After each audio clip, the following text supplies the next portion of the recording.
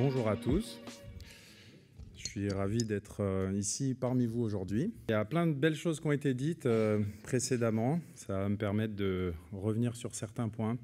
Ce ne sera pas aussi structuré, je vous préviens tout de suite, mais je vais faire mon possible pour vous transmettre ce que je vis dans ma pratique artistique et dans ma manière de relationner avec Dieu au travers de ce processus. Donc en fait, j'ai choisi de vous montrer un peu des facettes de mon travail sur des questionnements que j'ai traversés. Ça fait 10 ans que je suis, on va dire, établi en tant qu'artiste, que je vis de ma pratique sculpturale notamment.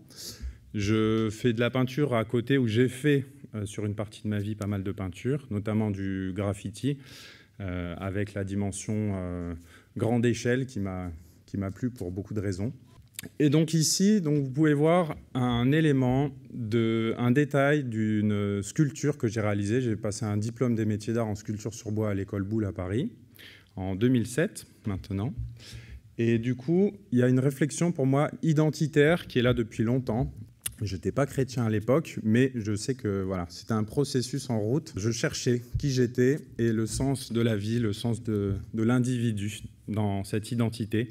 Donc là, c'est un extrait de quelque chose qui représente l'individu. Je vais vous montrer une autre photo après.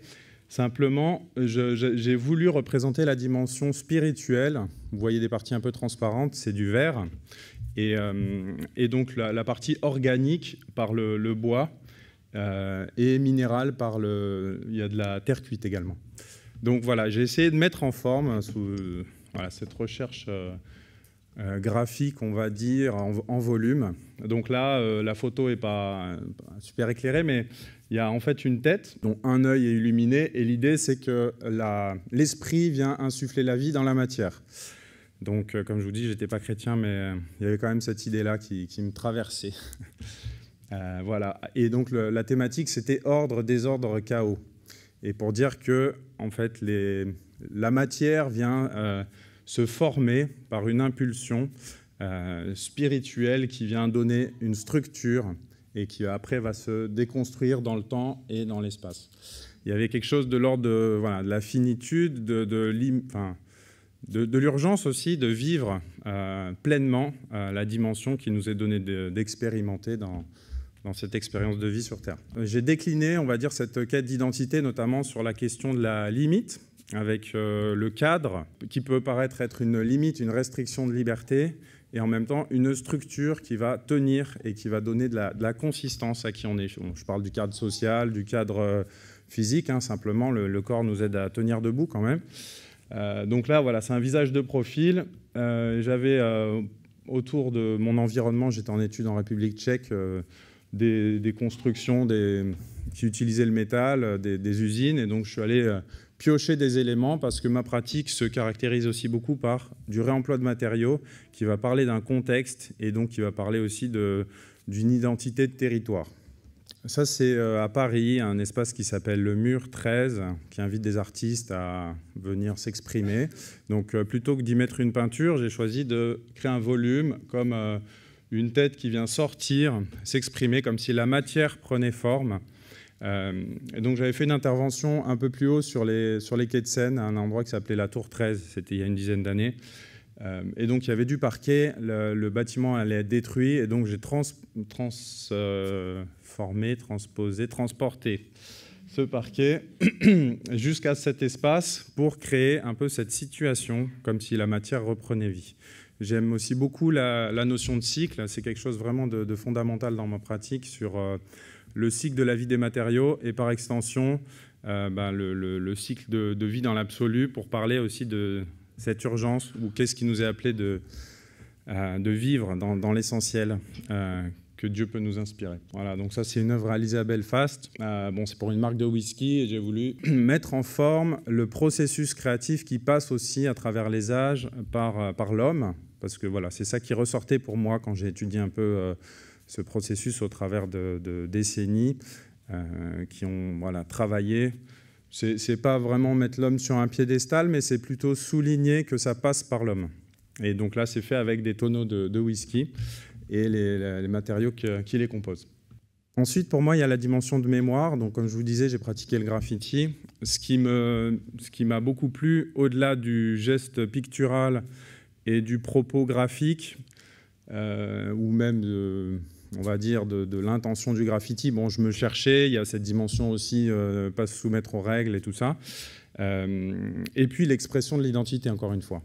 Et du coup, dans des lieux comme cette usine en République tchèque, qui était une ancienne usine de céramique à l'abandon, la dimension de mémoire, pour moi, enfin, presque elle se suffisait à elle-même, et l'intervention, j'aurais pu ne rien faire. Et j'ai fait beaucoup aussi de photos dans des lieux comme ça, qui parlaient de cette question de mémoire. Donc, c'est un peu comme cristalliser un instant et souligner la question de mémoire, donc remember, c'est se souvenir, pour info.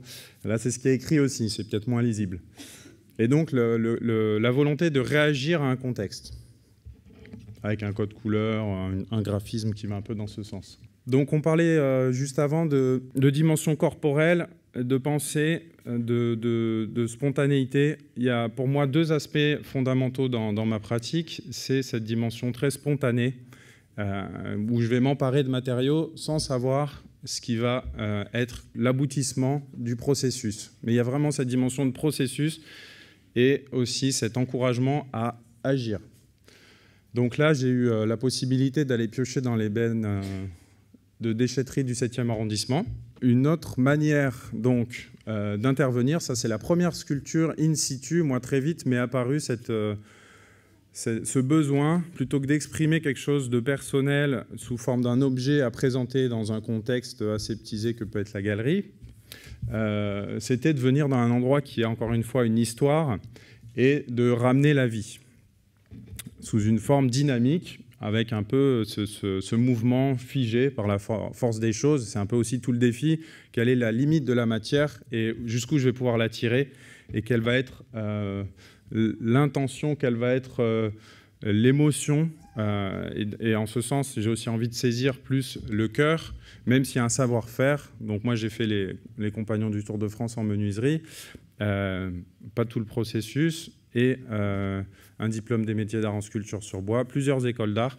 Et bon, c'est pas une... comment dire, j'ai pas envie de mettre une performance en forme, peut-être plus comme la première sculpture qui est assez maniérée, comme diplôme d'école, mais ça m'a permis d'étayer mon propos. Et comme disait Monsieur Bloch, c'est ça, Jean-Michel, il y a quelque chose de l'ordre du travail, et moi j'aime bien faire cet aller-retour quand même entre savoir-faire un peu artisanal, en tout cas savoir-faire et travail, et une mise en forme spontanée. Et c'est un peu le défi de la pratique, pour moi, sculpturale. Il y a des contraintes techniques bien réelles. Donc ça, c'est la résultante de la pêche dans les bennes du 7e arrondissement.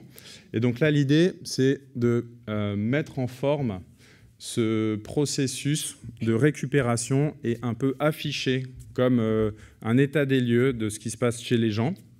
Donc j'imagine qu'il y a des gens qui ont vu accrocher au mur leur mobilier intérieur. Et l'idée, c'était de leur offrir une retraite balnéaire et un peu de questionner les passants sur voilà, qu'est-ce que ça pouvait faire là et pourquoi, voilà, pourquoi ça leur est proposé. Et donc voilà, moi, il y a une dimension aussi très ludique et je pense que c'est quelque chose de fondamental aussi dans ce que je vis, dans ma relation à Dieu, un processus créatif spontané et enfantin, j'allais dire. Dans cette idée aussi de diffuser et d'envahir, il y avait un peu ça au début, avant d'être chrétien. Maintenant, dans ce que je reçois aussi en priant, c'est ramener la vie, d'amener ce mouvement de vie, ce souffle de vie, et notamment sur des édifices qui ont une connotation religieuse, si on peut dire, comme cette chapelle dont le toit n'existe plus, pour laquelle j'ai été invité pour un festival à Montargis l'année dernière, où l'idée c'était vraiment de ramener ce feu de vie pour parcourir le bâtiment. Et ce que j'aime arriver aussi à relever comme défi, c'est écrire un peu avec des planches qu'on a peint au préalable. Donc là, il y a un travail avec une nacelle. Voilà. C'est bien que ça s'oublie, mais c'est quand même une réalité. Et donc de la même manière, c'était une ambassade de la Suède en Sibérie qui avait brûlé. J'étais invité et on a ramené plein de bois et j'ai pu faire une sorte d'invasion de l'espace. Et là, c'était très spontané. Bon, c'était il y a une grosse dizaine d'années où j'avais voilà, juste envie d'en mettre partout. et de créer des contraires quand même, de créer du contraste avec ce mur un peu plan incliné. De manière générale dans mon travail, il n'y a pas de propos arrêtés, c'est plus un pont ouvert pour communiquer, pour interagir, pour susciter des émotions, des réactions et dans l'idéal ouvrir sur la dimension divine. Donc cette notion d'invasion, elle est très volontaire ou en tout cas très dirigée sur ce projet à Roubaix, donc la ville la plus pauvre de France avec une histoire industrielle où elle a été la plus riche de France, où il y a voilà, plein de maisons sinistrées et voilà, une vie pas très joyeuse. Donc j'ai voulu sur ce bâtiment amener, voilà, c'est celle-ci, elle s'appelle Feu de vie, et vraiment en plus sur le symbole de la fenêtre murée, de ramener une écriture comme ça un peu explosive. Bon, après là-bas ils m'ont dit on dirait des frites, j'avais pas anticipé ça, mais j'aime beaucoup les frites, j'ai vécu en Belgique aussi, et bon voilà, ça parle de vie dans tous les cas. Après, il y a la volonté de transformer les espaces, donc de créer un peu de l'instabilité, en tout cas de déstabiliser, de questionner. Donc ça justement c'était la tour 13 à Paris. Chaque artiste avait une pièce ou un appartement. Donc là j'ai juste abattu un bout de cloison. Tous les autres artistes avaient enlevé les portes des appartements sur lesquels ils travaillaient, donc c'est devenu mon matériau. Et donc créer ce couloir, cette accélération et ce questionnement sur où est-ce qu'on va et est-ce qu'on y va. Donc j'ai eu l'occasion d'intervenir sur le campus de l'école HEC, l'école de commerce parisienne. Et le point de départ, c'était cette cabane qui avait servi à différentes choses, la transformer. Et donc j'ai choisi de la rehausser avec des matériaux. Donc cette étape-là, ça venait d'œuvres des frères Chapuisat qui ont fait une intervention dans le nord de Paris sur voilà, un lieu d'exposition qu'on a récupéré après démontage. Et donc voilà, il y a la question de comment on va redéfinir un habitat, en tout cas questionner sur l'habitat pour vraiment créer une expérience complète d'une forme à habiter, à parcourir avec cette dimension enfant. Et en même temps, ça pose aussi la question de quels sont nos besoins, quelles sont nos exigences aujourd'hui. Et ça parle aussi de mode de consommer et nos limites dans... voilà, quels sont nos rêves aussi. Et voilà, c'est vrai que moi, ce petit pavillon, pourquoi pas, quelques semaines dans l'année, avec donc essentiellement de la récup du campus. C'est comme un petit village et il y a donc les espaces verts qui produisent des déchets, il y a l'ancien mobilier des étudiants. Et pour moi, c'est aussi une invitation à vraiment expérimenter une sorte d'intimité bancale. Je dis ça parce qu'on a gardé le niveau de l'ancien toit, donc ça penche, donc quand on est dedans, on est un peu comme ça. Et je me dis, c'est bien pour des étudiants en école de commerce où tout est très cadré, très structuré, de se retrouver dans un lieu qui leur ouvre des questions différentes. Et pour moi, c'est aussi ça, marcher avec Dieu, c'est qu'on n'est pas toujours dans le confort et on va avoir des questions qui vont venir et qui vont demander aussi de se retrouver à huis clos pour, en plus, voilà, faire évoluer. Et moi, c'est ça aussi le processus avec Dieu, c'est je ne sais pas jusqu'où ça va, je ne sais pas vers quoi ça va, mais j'y vais. Et là, l'idée, c'était de dénoter. À un moment, je me suis dit, c'est un peu quand même, comment dire, un peu tout bric-et-broc. Et en termes de couleurs, une bonne homogénéisation. Et c'est comme si aussi Dieu, des fois, donne des temps de recul pour dire, ben voilà, c'est là que je voulais aller. Et tu ne le savais pas, mais on y est. Donc ça, c'était un projet en Suède assez ambitieux parce que on avait 10 jours et j'avais un dessin, c'est facile. Et après, pour passer à la réalité, sur ce terrain vague où un bâtiment avait été détruit, j'ai proposé à l'équipe de, voilà, est-ce qu'on s'arrête là? C'est pas raisonnable si on fait 10 mètres. Bon, ok, on va à 20 mètres, 7 mètres de haut. Et voilà, ils étaient motivés. Et donc, il y a vraiment aussi cette dimension sociale, ce lien relationnel qui est devenu pour moi un essentiel dans ce processus créatif. De par l'échelle de mon travail, j'ai besoin de partager ce processus et c'est l'occasion de partager bien plus que ça.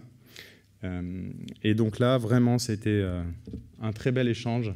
Et donc là, très concrètement, c'était l'idée de questionner sur notre mode d'habitation et la temporalité des choses par rapport à l'environnement direct d'une maison et d'un immeuble en arrière-plan. Et également, donc ça c'est vu de dessus, c'est le sol, et il y a donc aussi voilà, Dieu nous donne des choses, nous donne des éléments, et qu'est-ce qu'on va faire avec? Et il faut commencer quelque part. Et donc moi, je pensais faire une installation de bois comme d'habitude, et en fait, il y avait des briques, peut-être de l'ancienne construction sur place. Le bois, on l'a amené. Mais après, sur place, on a trouvé du métal, des briques, il y avait des plantes. Et on a commencé à jouer, à écrire avec tous ces matériaux. Et pour moi, c'est ça, le processus créatif. C'est vraiment, on a des éléments et qu'est-ce qu'on fait à partir de là?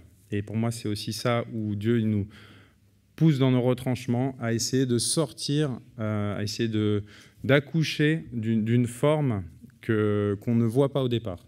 Voilà, j'aime beaucoup aussi la notion de parcours, de point de vue. Et là, voilà, tout est accessible, tout paraît instable. J'allais dire, c'est encore aussi une image du chemin avec Dieu, de faire ce pas de foi et de se jeter dans le vide. Voilà, dans son environnement, cette unité d'habitation. Et ensuite, la question de la rencontre.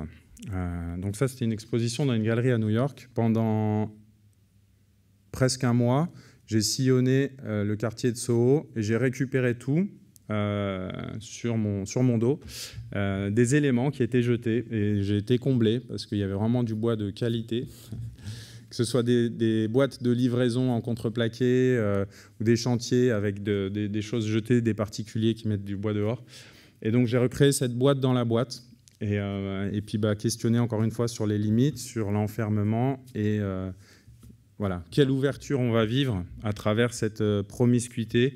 Et là, c'est clairement une invitation au dialogue, après à choisir avec qui. Et il y a une dimension aussi dans mon travail, qui était là dès la deuxième œuvre, on va dire, d'installation, qui a été réalisée d'ailleurs avec du bois déjà utilisé pour une première œuvre. J'aime aussi cette notion de déplacement de la matière et de nouvelles fonctions, nouveaux lieux. Et donc là, il y a clairement cette dynamique d'élan de vie, de ramener la vie, et aussi d'ascension. Là, c'est un escalier qui fait 27 marches. J'avais 27 ans et j'avais cette symbolique à cœur de dire, voilà, chaque année, c'est une marche qui est plus ou moins bancale. Je n'ai pas poussé à analyser ma vie et voir laquelle doit être plus bancale que l'autre. Mais voilà. Et puis, j'ai appelé ça « escalier vers le ciel ». Et il y avait vraiment cette recherche d'un idéal ou d'aller vers quelque chose de plus grand, de plus haut, et une recherche spirituelle, avec moi en haut, en conquérant. Et tout ça tient. Voilà. Mes études m'ont permis d'en arriver là. Et donc, ça, c'est à Orléans, dans une collégiale Saint-Pierre-le-Puelier, qui est désacralisée et vouée à des manifestations artistiques. Et donc, moi, dans cet espace, je me suis dit, un escalier géant, c'est super. Ça a été un gros défi parce que donc, la structure, c'est l'échafaudage. Et voilà, c'était très technique et très lourd on va dire en logistique et en travail, mais grosse équipe. Et moi, c'est aussi beaucoup de témoignages sur comment Dieu ouvre les portes pour que les choses se mettent en forme. Je veux dire, il n'y a jamais des budgets faramineux. J'en vis, mais voilà, il y a aussi, c'est plein de défis. J'imagine que vous savez ça pour ceux qui vivent de leur pratique ou qui avancent sur ce chemin-là. Mais voilà, les choses ont été possibles et pour moi, c'est vraiment ça aussi que le bâtiment, on va dire religieux, ou que la dimension spirituelle invite à se rapprocher de Dieu. Et là, je voulais l'illustrer de manière très concrète. Après, il y a la notion de passage et de franchissement. Et de dire qu'on ne va pas être pareil dans une traversée. Je parle par exemple du baptême, je parle même d'expériences multiples avec Dieu. Et donc j'aime aussi illustrer ça de différentes manières dans mon travail. Donc là, c'était la Cité de la mode et du design à Paris, lors d'une nuit blanche. Et du coup, j'avais vraiment créé ce côté un peu 2 écritures, 2 couleurs, avec un avant, un court pendant et un après. Voilà, avec vraiment la question du franchissement. Et après, il y a la question du franchissement d'un espace sans qu'on puisse y accéder, mais qui pose la question aussi d'une rive, de l'autre rive, et d'un contenant ou d'un élément comme ça, qui va appeler à déverser, qui va appeler à transposer quelque chose. Avec la dimension récupération, là j'ai fait ça avec des jeunes sans papier, qui ne parlaient pas français, et toute une aventure. On a construit une passerelle, c'était avec une structure sociale près de Saint-Étienne, pour créer l'œuvre. Et voilà, c'était vraiment un super processus créatif, palette de récupération. Après, il y a la dimension du lieu secret et de cet absolu dans lequel on va pouvoir aussi se ressourcer et peut-être parler à Dieu. Donc là, c'était au bain-douche en 2013. J'ai commencé par couper le parquet pour construire une demi-sphère. Et donc ça, c'est la demi-sphère à l'étage inférieur pour créer cette sphère complète. Voilà, l'ensemble, c'est un photomontage, mais elle existait bien comme ça. La plupart du temps, mon travail est éphémère. Quasi-totalité de ce que je vous ai montré a disparu. Et pour moi, ça parle aussi de ce processus, de la gratuité du geste et l'essentiel. Enfin voilà, qu'est-ce qu'on cherche aussi à travers ce qu'on crée? Qu'est-ce que Dieu nous met à cœur? Et moi, c'est essentiellement, on va dire, une spontanéité de créer du lien et un support d'échange. Celle-ci est pérenne, c'est en Ardèche. Donc moi, je suis ardéchois d'origine. Je retourne m'y installer. Enfin, on y est avec ma femme depuis 3 ans. Donc voilà, la sphère, pour moi, c'est un absolu qui permet cette question de se ressourcer dans le lieu secret. La perspective, le point de vue, le focus. Voilà, la dimension circulaire, ça revient souvent. Condensat de bateau sous forme sphérique, pour parler d'un contexte. Et la dernière en date, en Irlande, 8 mètres de diamètre et beau défi technique. Dernier point, je voulais juste souligner le fait qu'on a un projet d'accueil en Ardèche. Et pour moi, aujourd'hui, l'entrepreneuriat, c'est aussi quelque chose de... Enfin, art et bien-être, c'est quelque chose qu'on va développer. Et c'est un lien créatif sur de aussi avoir la liberté de faire des choses incarnées et portées par l'esprit. Soyez tous bénis. Merci pour votre attention.